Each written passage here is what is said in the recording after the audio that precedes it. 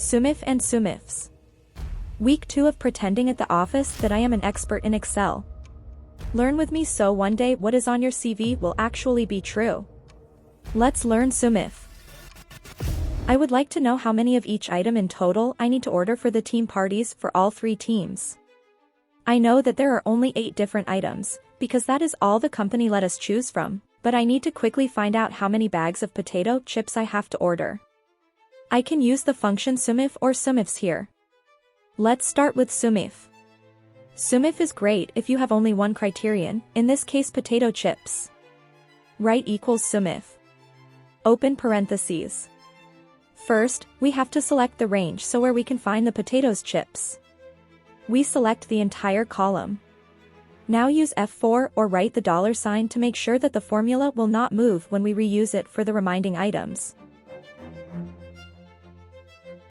Secondly, the criteria. My criteria is potato chips item since I want to know how many bags in total I have to order.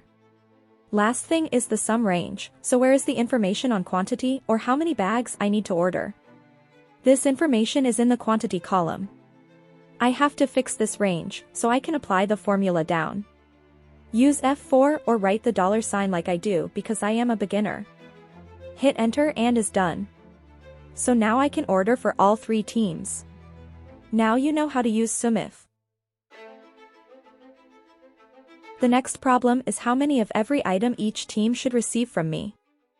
As you see, Team A wrote on the list twice how many potatoes chips they need. Let's make a list for only Team A. I will use SUMIFS to calculate how many potatoes chips Team A needs. Follow along. Write equals SUMIFS. Open parentheses. We start with the sum range, so the quantity column. We select the range for our first criteria. The first criteria is potato chips item, and so we select the column where Excel can find this criteria. Next we select the criteria or item that Excel should look for in the range of items we selected previously. I want Excel to look for potato chips. Next criteria range is the column with team names. We select the entire column. Now the criteria from the team column that we need Excel to find for us is Team A, so we select A, close parentheses, and let's double check. 55 plus 85 is equal to 140. Great. I would like to apply the formula down.